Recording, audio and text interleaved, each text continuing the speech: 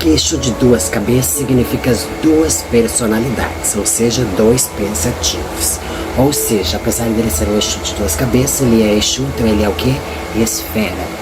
A esfera uma hora está em cima, outra hora está embaixo. Isso é uma metáfora, principalmente da criação do Exu, aonde no mundo espiritual não existiria o sexo. Então, para representar o sexo, então nesse contexto manteve-se um Exu somente que tivesse as duas vertentes, ou seja, para entender que era um só, não eram dois.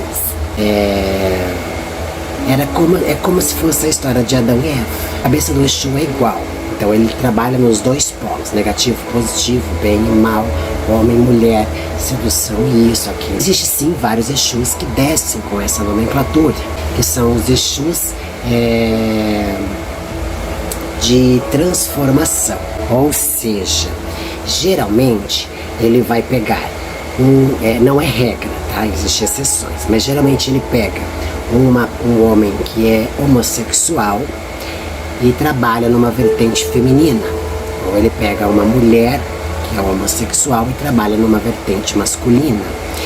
Então ele alterna justamente para trazer ali a vibração contrária da pessoa, mas é a vibração que ela quer, é a energia que ela precisa. Por exemplo, o homossexual precisa da energia da mulher, apesar de ele estar no corpo de um homem.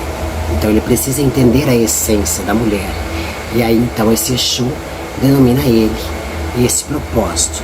É bem mais comum do que seja uma dessa qualidade, é bem mais comum que ele venha somente como Exu, independente de sexo, raça, cor. É mais comum que ele venha como Exu. E aí ele se define a dois polos, negativo e positivo. Então volta e meia ele está dando duas opções diferentes. A pessoa tem dois caminhos diferentes com ele. Então a pessoa sempre sai numa consulta com ele indeciso. Ele é tanto racional na questão do Exu e mais emocional na questão da pombogira. Ele é mais ríspido na questão do Exu e mais sedutor na questão da pombogira.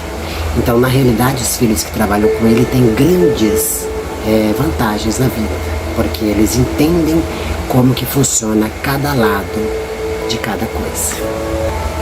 Sabendo dos dois lados, é mais fácil de você tomar uma decisão e de você conduzir a sua própria vida. Então, o Exu de duas cabeças são dois polos. E tudo isso é necessário. Então, na realidade, a metáfora é que ele é nós na vida. E vem falando disso ou de homem ou de mulher. Se ele vir como mulher, ele vai ser uma Exu mulher. Então, ele vai ser uma pombogira masculinizada. Então, ele veio nessa vertente quando começou a haver a troca, principalmente dos primeiros espíritos que entraram na linhagem. É uma linhagem que entrou junto, são vários espíritos da mesma época que entraram na vertente que, por exemplo, a primeira encarnação foi homem, e aí então na segunda encarnação foi mulher, entende? Então, por essa questão, são os primeiros a ter a experiência da troca do sexo no corpo carnal, não no plano espiritual, tá?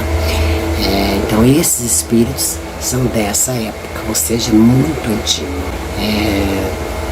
Pra lá, junto com o tempo dos caveiras, de tão antigo que antes de Cristo, pra você ter ideia. Então, isso é uma vertente muito antiga. Então, claramente, ele quase não é conhecido. Segundo todas as lendas, conta-se que ele responde aos sete encruzilhadas. Sete encruzilhadas é o rei de todos os Exus. Seria como se fosse o Exu Orixá hoje. É lógico, não estou dizendo que seja. É como se fosse, porque ele justamente trabalha numa vertente onde ele comanda. Então, é como se fosse uma energia vibracional, a qual denomina vários espíritos para trabalhar nessas linhagens. Então, ele responde a isso. Então, é uma criação dessa forma. Então, são espíritos que se apegaram tanto à carne masculina quanto à carne feminina.